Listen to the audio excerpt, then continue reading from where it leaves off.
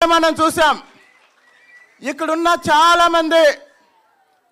చాలా మంది ఎన్టీఆర్ మరణించిన తర్వాత పుట్టిన వాళ్ళు కూడా ఉన్నారు. కానీ ఎన్టీఆర్ పాటలకి మన వాళ్ళు డాన్స్ చేస్తుంటే నిన్నో మొన్నో ఆ పాటలు విన్నట్టుంది, నిన్నో మొన్నో ఆ పాటలు చూసినట్టుంది. కాబట్టి ఒక సినిమా నటుడిగా ఎన్టీఆర్ గురించి మాట్లాడాలి అంటే ఎన్టీఆర్ ఏ పాత్రలో వేసినా ఆ పాత్రలో ఒదిగిపోవడం వల్ల ఒక నటుడిగా ఆయన శాశ్వతంగా తెలుగు సినిమా చరిత్రలో నిలిచిపోతారు. అది ఒక రంగం. కానీ ఈరోజు సింగపూర్లో కూడా ఎన్టీఆర్ 101వ జయంతి నిర్వహించుకోవటానికి కారణం తెలుగు సమాజం మీద, తెలుగు రాజకీయాల మీద, తెలుగువారి ఆర్థిక జీవనం మీద ఎన్టీఆర్ వేసిన ముద్రేంటి?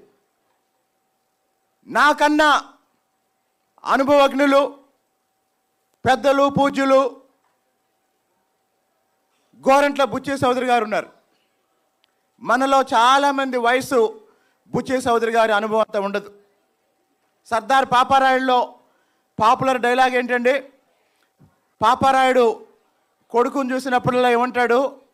నీ వయసున అనుభవం అంతా ఉండదు అంటాడు. సరే, ఎన్టీఆర్ పార్టీ పెట్టారు. పార్టీ పెట్టి ఎవరికి టికెట్లు ఇచ్చారు? ఎవరిని ఎమ్మెల్యేలు చేశారు? ఎవరిని ఎంపీలు చేశారు? ఎవరిని మంత్రులు చేశారు? ఎవరికి రాజకీయ అధికారం, రాజ్యాధికారం ఇచ్చారు? ఈ అంశం మాట్లాడుకుంటే చరిత్రలో ఎన్టీఆర్ అంటే ఏంటో అర్థమవుతుంది. ఎన్టీఆర్ పార్టీ పెట్టి ఎవరికి టికెట్లు ఇచ్చారో తెలుసా?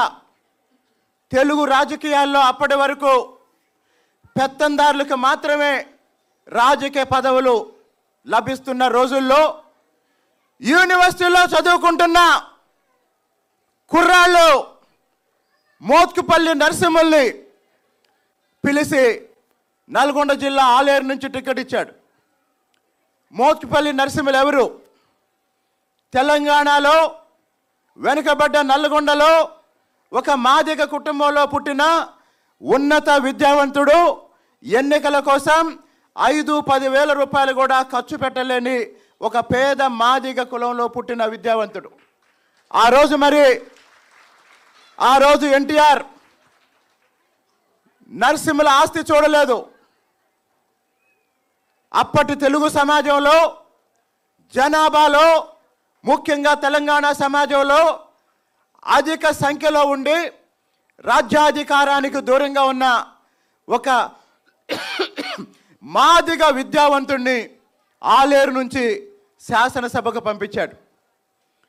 మరి అదే ఉస్మానియా యూనివర్సిటీలో ప్రోగ్రెసివ్ రాజకీయాల్లో ఉండి విద్యార్థి నాయకుడిగా ఎదిగిన ఒక ఇంద్రారెడ్డిని చేవెళ్ళ నుంచి అసెంబ్లీకి పంపించారు. అలాగనే ఆ దశలో అంటే 1983 ఎన్నికల్లో రాష్ట్రంలో ఉమ్మడి ఆంధ్రప్రదేశ్లో 294 నియోజకవర్గాల్లో అప్పటి సమాజంలో రాజకీయ అధికారానికి దూరంగా ఉంటున్న మహిళలకి, మాదిగలకి, మైనార్టీలకి, అన్నిటికీ మించి బీసీలకి రాజ్యాధికారాన్ని ఇచ్చిన భారత రాజ్యాంగాన్ని రాసి అంబేద్కర్ ఈ దేశంలో ప్రజలందరికీ సమాన హక్కులు కల్పిస్తే ఆ సమాన హక్కుల్ని అమలు చేసిన రాజకీయ నాయకుడు ఎవరు అంటే ఎన్టీఆర్.